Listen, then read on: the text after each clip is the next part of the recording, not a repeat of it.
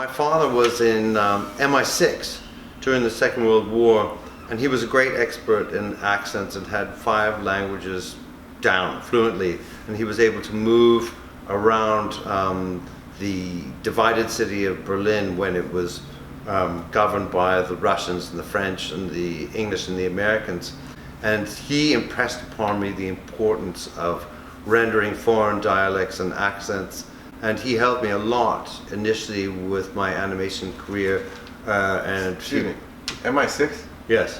That's like the James Bond stuff. Yeah, yes. He worked for British intelligence during the war. Your father was MI6? Yeah. So he could kill you. He could, with a karate chop? No, with an umbrella. Well.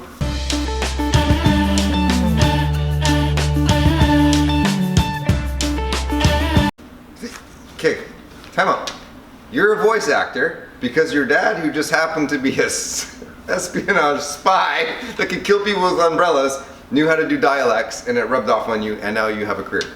He said there's no point, and my father said to me, there's really no point in approaching any of this unless you could be dressed up in the regional costume of whatever person you're trying to impersonate, and be parachuted 5 miles behind enemy lines and pass unnoticed amongst them. And so I think about him a lot whenever these opportunities come up. Okay, I could literally throw the questions away. We could talk about that for 2 hours, but I better move on. But that was not what I was expecting. Favorite voice acting role of all time? There was a character I played, I don't know whether if anybody's familiar with Dragon Booster, in which I play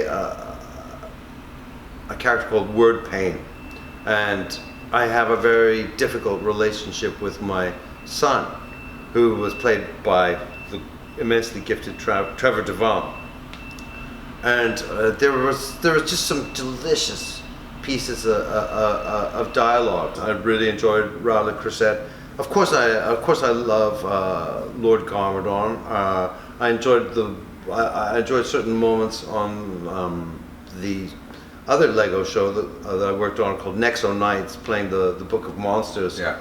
Because I've also, I've spent 15 years living in New York City, and you better believe I had been waiting for the opportunity to incorporate all of these strange, idiosyncrasies that you associate with characters from the 5 boroughs. So I enjoyed that opportunity a lot, and I thought, finally. What do you think Garmadon actually thinks about Lloyd? Some people ask me, do you think Lord Garmadon is disappointed in Lloyd? Like, would he have wanted to see a chip off the old block? Yeah. Well, I think Lloyd could very well have gone that route. We may never really know the exact nature of the disappointment that shaped Garmadon's path. But I think that no matter what, even in his most deranged state, Lord Garmadon still has abiding affection for his son, and you know that he would trade it all away if he had to safeguard Lloyd. So I think that there's always going to be the embers of deep affection for his son, no matter what. Do you relate to Garmadon at all? Of course, I would have to be able to relate to Garmadon or some facet of his personality, otherwise I do not think that I would be able to play Garmadon successfully. Do you know when we did the behind the scenes thing on YouTube, and Lego put it out, and you say a line, "Chicks dig this voice"? Do you know that a bunch of the Ninjago community did memes about that? That became a meme. I had no idea. Yeah. But if you can point me in that direction, that'd be wonderful. I would love to see if you guys have any memes, can you make sure you hit him up on his social media? I'll give that at the very end of my last video, all his stuff.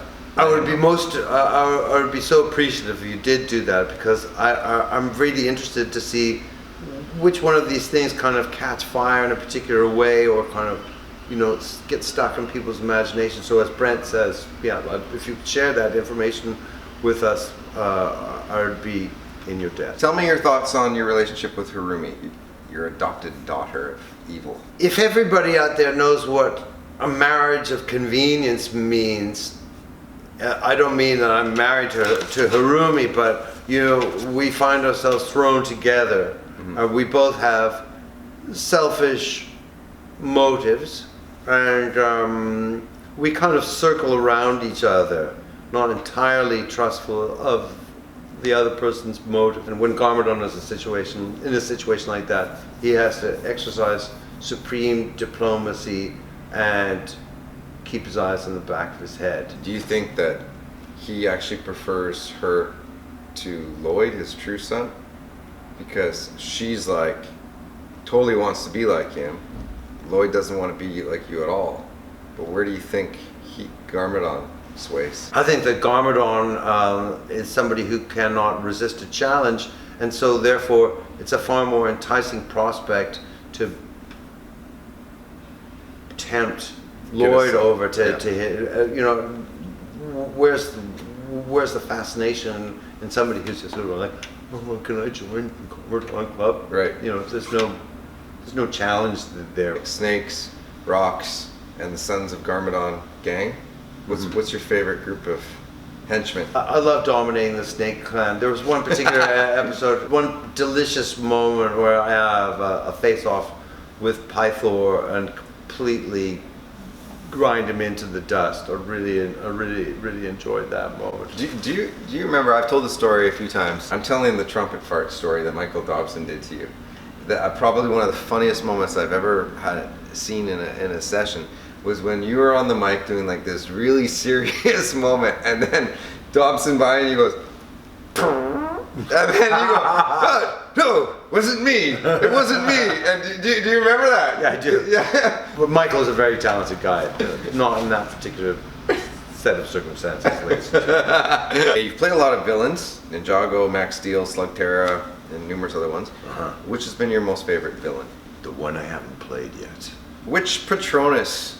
What would be your Garmadon's spirit animal? They want to know my Patronus too. You know, Harry Potter Patronus. Oh yes. So for Zane it would be a falcon. That was easy. What about you? Oh, Black Panther. If you had the mega weapon and you could create one thing, what would it be? Gleaming city of platinum that I could rule over. If Lloyd had a sister, what would you name her? Vulgaria. Favorite moment with the cast of Ninjago? We are like a family on Ninjago. We've got to know each other's sort of every tick, idiosyncrasy. It's an extremely warm, supportive environment where it's just a delight to watch these talented people rise to all sorts of challenges, and it's been a great learning process for me to watch how people render characters, and I'm constantly surprised by what people are able to drag out of their imaginations. Oh, that's pretty deep, man. Advice for any aspiring voice actor? Read aloud every day for 5 minutes. Voice acting, sure it's acting, but it is reading above and beyond anything else. You have a script, you don't even have to memorize, but you are expected to sight read. You don't? Describe yourself in 3 words. Passionate, iconoclastic, look it up. I will. Eccentric. Yes. You correct. What's your biggest fear? They asked me as well. I won't have left a worthwhile mark in whatever endeavor I involve myself in. I want it to count. It's mine's very different. It's like sharks and heights. You can't see a shark coming, man. No, you can't. No, even you if can't. you did, you'd see them coming, and that's more terrifying. I've had some close calls, but really the dread that I experience is more of an existential one than, you know, falling out Surrey, of a building. What is that word he just said again? What's the difference between working with Jillian and Sam? Jillian created a very beautifully shaded boy. The miracle of this industry is watching how a woman can so completely embody a boy, and the psyche of a boy, the attitude, and little idiosyncrasies and so on. Yeah. For Sam is such a professional and has made a meal out of roles like that for a very, very long time. Very impressed by what Jillian could do. You have to forgive me if I think that her performance as a consequence is that much more miraculous.